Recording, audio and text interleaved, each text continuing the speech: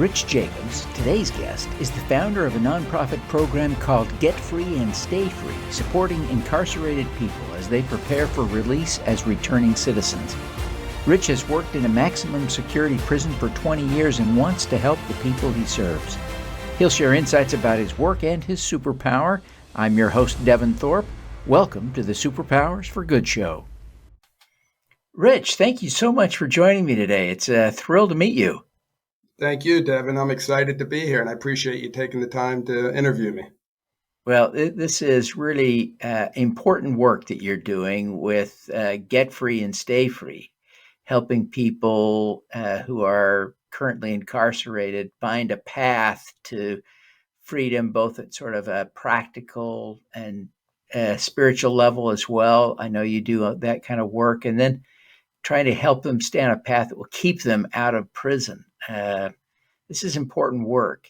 Tell us a little bit about Get Free and Stay Free. Right. So Get Free and Stay Free, it's a publishing platform where I partner with Yokefellowship Prison Ministry to create stories of inspiration told only by those who have been impacted in the criminal justice industry. And we actually have a website, and we have a first book that we published just in the past week or so. And what it is we interviewed 10 or 11, Pastor Dave Lewis with Yokefellowship interviewed 11 men and women who got out of prison, and they beat the odds because all we ever hear is reports. It really hasn't changed over the last 20 years, is that up to 2/3 of the men and women who get out of prison go back to prison within 3 years. So we're sharing these stories, and the goal is to show the people about the 1/3. We always hear about the 2/3, but let's look at what did work for them, and they share their story.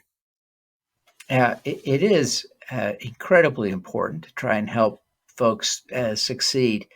One of the people you profile is Marcus Bullock, I think. And I had Marcus on the show several years ago when he launched Flick Shop. He's kind of become a good role model for finding that path to stay out of prison. What do you think the keys to success are? Well, for the prisoners who are in prison, it has to be some type of sliver of hope, because inside the prison system, as you can imagine, there's very little hope, and there's very little resources for them to even have hope. Unfortunately, the criminal justice system has become more of a warehousing scenario than a rehabilitation. And then even then, that's a buzzword, and it's important that, for rehabilitation, if that's the word that you want to use, is the goal. The man himself or the woman himself has to be ready to change himself or herself.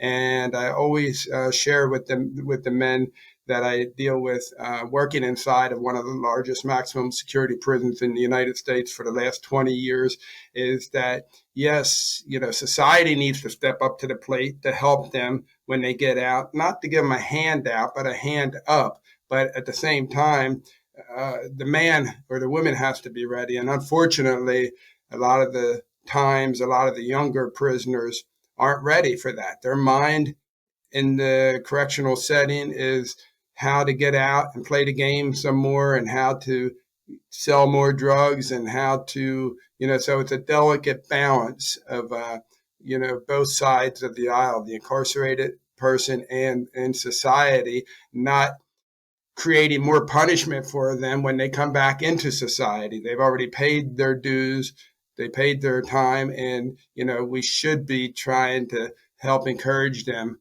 to succeed when they get out. Yeah, I've heard some horror stories of jail and prison releases, sometimes conducted in the wee hours of the morning, turning someone loose outside of the door, penniless, on a cold winter night, and wishing them well, not even alerting family or friends. And so we sometimes, it seems like the system kind of, in some places, in some circumstances, seems set up to to just continue that punishment. So you highlight this in your comments, but it seems like there are things the system needs to do to better prepare people for release and to give them that hand up on the way out. What are some of the things you see that are most important that the system could do to better enable people to stay free? So reentry for returning citizens. Returning citizens is a more nicer way of putting an ex-offender, ex-inmate, ex-convict, and to help the returning citizens succeed when they get out. More emphasis on that. And I've noticed the last 5 years or so, we're finally starting to get it. The system is finally starting to get the importance of it. And the more that corrections can invite the community into the behind the concrete, steel, and paint of the institutions across America, the better that it will work.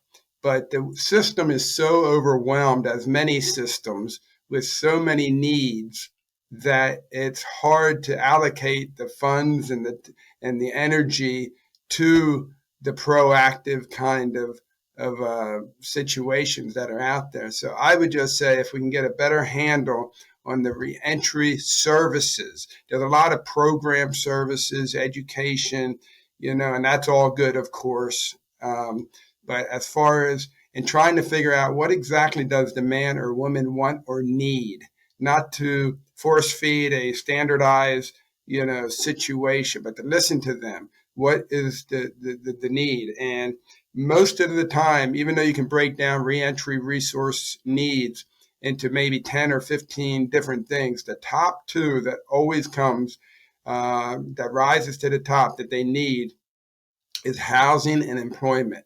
One of the good things is that employment nowadays in the United States is so unlike the old days, where the old days you got out of prison, check off the box, ex-felon, it wouldn't, the application would go right into the trash.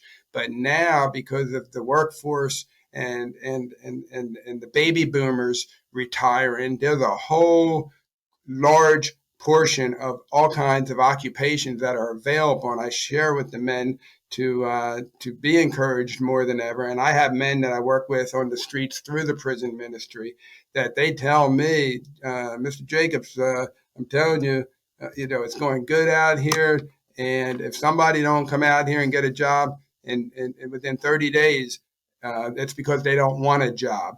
And the new minimum wage, is more like $15, $20 an hour, which is much better than the $7, $10 an hour. And especially when the prisoners get paid 19 to 42 cents an hour. And that's on the inside. That's always an interesting concept, because I see some of these guys have a work ethic that you wouldn't believe. And I'm thinking, boy, if I, just knew who really wanted this guy, I would recommend them, because if they work that good and hard for 19 to 42 cents an hour, imagine what they're going to do for 15 or $20 an hour. Yeah, good point. As you think about the men you work with there at the prison, as you've seen not only them, but you've been able to, I imagine, track some of them as they've left with your work through Get Free and Stay Free and the ministry you're involved with there. You also kind of have that perspective to be able to say, what should the prisoners take responsibility for doing while they're in prison to prepare for a successful life, a free life, stay free after prison? Yes, so there's a cliche or a saying, but it really holds a lot of truth to it, regardless of how long their sentence is. But reentry should start the first day of incarceration. So a lot of these men have the opportunity to, if they have a 5 to 10 year sentence and they go up for parole, and parole looks at it and they say, you've been here, and they look in the the program services, and they say, you've been here 10 years and you haven't done anything, So it would be for those who are ready to, live a new life, be transformed. And again, this goes back to the man wanting to do it. And there's an excellent analogy that a guy in Texas gave me that really, I agree with it in my experiences so much. And it's like, of the 100% of the men that come out, a third of them experienced some type of aha moment somewhere along the line of their journey and said, you know what, that is it. I am done. Whether that aha moment came overnight or if it was after years of seeds being planted, and those kind of things. And that group of men are you can really work with them. They're hungry, they're thirsty to do right. Then you got a third of the whole system that the men are like, forget about that. They're looking forward to getting back to the streets to do what they do. And then the other third, unfortunately, are mentally ill and addiction problems, and they need extra help and services to really see them through. But to answer your question, it's, being able to want to do the change, take advantage. There's another saying for them to don't let the time do you, you do the time. In other words, hang out with the right people, take advantage of every class or educational experience, vocational experience you can get involved with. Try to get a job in the prison system that you can have a little bit of passion for. Not that there's a lot of those type of opportunities, but that kind of thing. Yeah, it is incredibly important work that we're all engaged in at some level in connecting with this. I think most of us now, because our country incarcerates so many people, most of us have people in our circle who've been there. I've worked with friends who've returned and spent time, invested time trying to help them getting jobs and this sort of thing as they come out. And so I have a little hands-on. I have a cousin who's doing a very long sentence, and I stay in close contact with him. So I think that to some extent, all of us are engaged or can be or should be in this. Perhaps that leads to the appropriate next question. What can those of us who are on the periphery, based on your experience, how can we best help the returning citizens? Well, you actually made a very good point there, Devin, and that is we did lock up so many people in this country. It was a failed experiment, social experiment, lock them up, throw away the keys mentality, 3 strikes, you're out. And we did lock up so many people that it's everywhere now. And 10,000 people a week, the United States Department of Justice tells us, comes back into our neighborhood every week of the year. So what do we do for those who might not be like your listeners are like, oh, wow, this is pretty crazy and important. And how can I help? And the thing would be just to be more empathetic, not sympathetic. The men don't need that, and the women as well, I'm sure, but be empathetic to the scenario, whereas they're coming out and they're human beings and they have emotions like us. They're not caged animals. The very, very small percent of them, there are some of them, and that's where the TV shows depict all the feces throwing. We have some of that. We have a unit in the prison that I work at, but that's the smaller percent. And if you're an employer, like, you know what? I wouldn't mind taking a chance on a guy like this, or if it's in your neighborhood, it's like, hey, hey, welcome to our neighborhood. That same fellow that has that great analogy in Texas, his thinking is, and in Texas and Georgia, by the way, it's interesting. They have some of the best recidivism rates in the country, where it's not up to 2/3 that go back to jail. It's a lot lower. And that's surprising for Texas, because Texas is known for executing the most out of any state in the country. But their premise is, all right, partner, you're coming in our neighborhood. You're now our neighbor. Now we're going to do what we can to remove every excuse for you not to go back to prison. We're going to help you get a job. We're going to help you get a place to live. But you're going to show up. You're going to be a man. You're going to put your big boy pants on, and you're going to be a man. And but we're going to take the excuses away from you.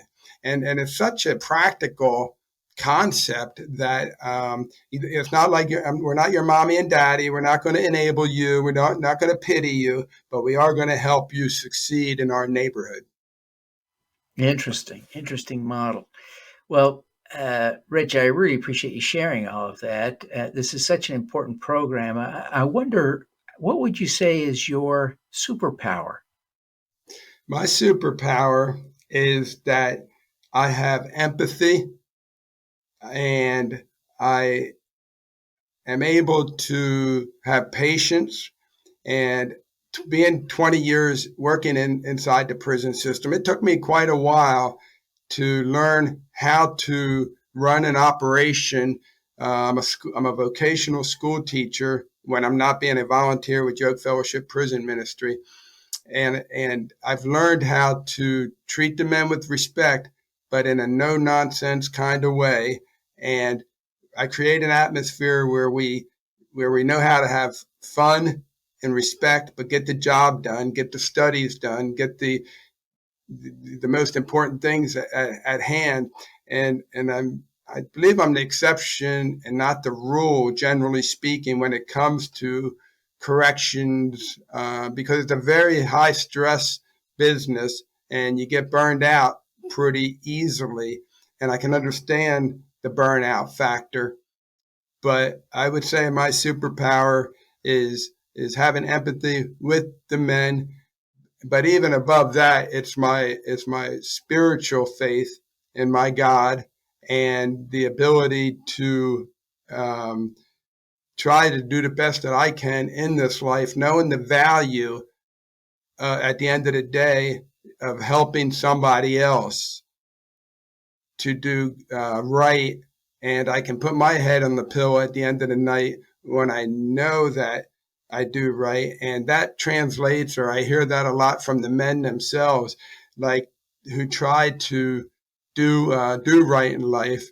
But a lot of these men were raised in cultures that a lot of folks like yourself and I, and perhaps a lot of your listeners, we just don't get the type of culture. I remember one prisoner told me one time about 10, 15 years ago, he said, "Mr. Jacobs, I just want to do right so bad." And I had my mind set up, and I went home and I told my mom, I'm going to do this. I'm going to go the right path. She said, "Boy, you better get out there and sell drugs," and cussed at him and said, "Stop talking that nonsense."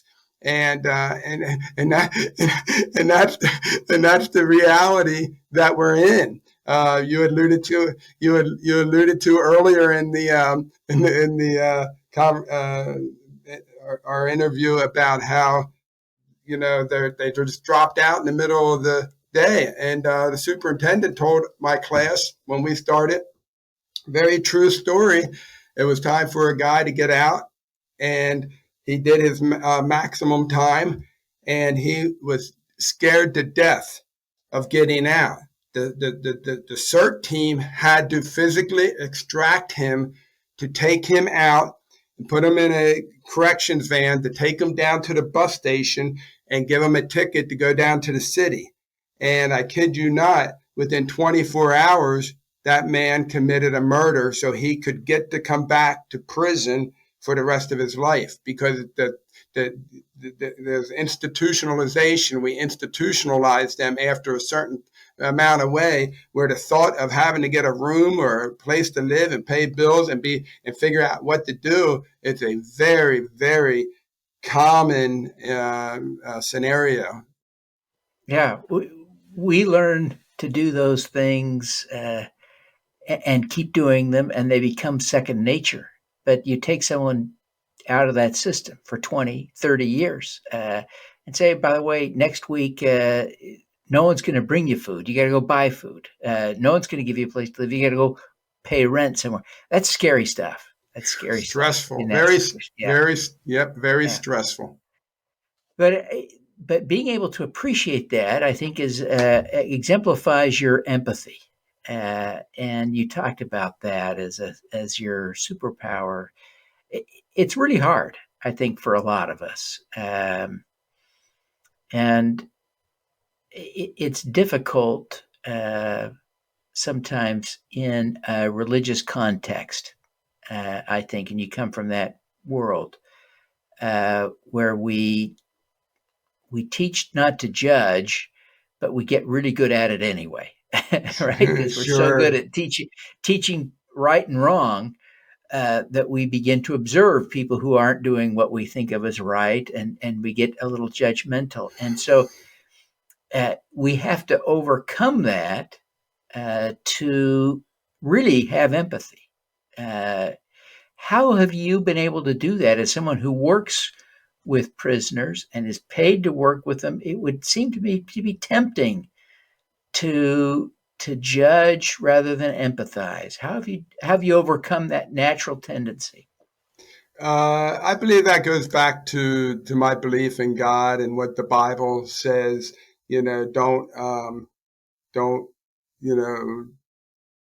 glass houses, throw the rock, and In fact, very interesting. Just happened last week. Somebody told somebody stole the electric pencil sharpener out of my classroom, and I got so angry, and I made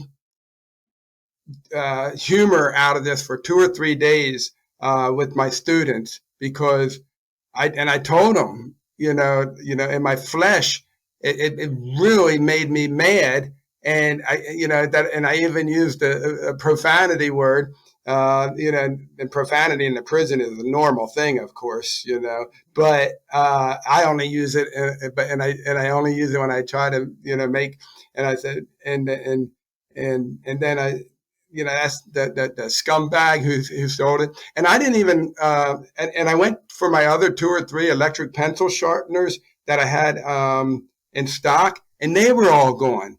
And here I just learned something after 20 years. I don't know how this one, passed by me. Why they took the pencil sharpeners is because they take the motors out of them for the tattoo guns. And Oh, I should have known that one. I mean, I don't know how I missed that one. And yeah. but so it's my thing is Yeah, how would you convert a pencil sharpener to a tattoo gun? That's wild, but okay. right, Yeah. right. So after a couple of days, I said, if that's the worst thing that happened to me this week, that somebody, they stole my, then I'm doing better than most. But yeah, but to answer your question, back to the, it's a spiritual thing, it's not easy, to do sometimes, but that's what I do. In other words, I try to you know don't whatever the scripture is about. Don't throw a rock first or whatever. Yeah, yeah. Well, Rich, it's been great to have you. I appreciate your insights, and I'm grateful for the good work you're doing. Before you go, would you tell people how they can learn more about Get Free and Stay Free and how they can connect with you personally, perhaps on social media? Yeah, that'd be great. Thank you for that opportunity. And pretty much the website is www.getfreeandstayfree.com. The word "and" has to be in there, and they can learn about it there. And basically, the premises we're publishing stories of hope and inspiration to one niche market at a time, beginning with the criminal justice impacted.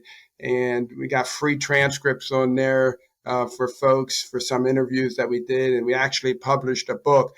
Yokefellowship it published a book earlier this week. If you go into Amazon and you type in "Get Free and Stay Free," David M. Lewis, that's the pastor that put the book together, and they're the two main points. And then the next book that we're going to do in November, which is a very interesting concept, and this is another one that I missed over 20 years, but there's a segment of men who never committed their crimes. So the next book is going to be Exonerated and Released, stories from prisoners who never committed their crimes. And there's some studies that show anywhere between 1% and 7% between the system, really railroaded some of these guys and made it look like the criminal justice system did them. They look at the good job we did to get this guy off the streets. He murdered somebody, but he really truly didn't do it. So that's a whole series of books that I think are going to that really capture the attention. So when we interview those guys, it's like, how did you keep the faith for 20 years? How did and explain to the the prisoner population, and to stakeholders abroad how maybe they can help in that whole concept. So the plan is to publish a book once every 3 months of a different topic, and all the proceeds go right to Yokefellowship Prison Ministry. Fantastic. Well, Rich, thank you so much for taking the time to be with us. We wish you every success in helping more people get free and stay free as they return to citizenship. Awesome. Devin, thank you very much. I'm very grateful and humbled that you would take the time to interview me, and I just appreciate it. Oh, thank you. Now, let's do some good. Yep, I'm with you. Thank you for tuning in to the Superpowers for Good show. Twice each week, we host changemakers who share their impact, insights, and superpowers. Don't miss another episode. Subscribe today at superpowersforgood.com. That's superpowers, good.com. Be super empowered. Get your copy of the book, Superpowers for Good, as an ebook, audiobook, paperback, or hardcover edition via your favorite online retailer. Interested in having me speak to your company, organization, or association? Visit devinthorpe.com. Then let's talk. Now, keep using your superpowers for good. Together, we can reverse climate change, improve global health, and eradicate poverty.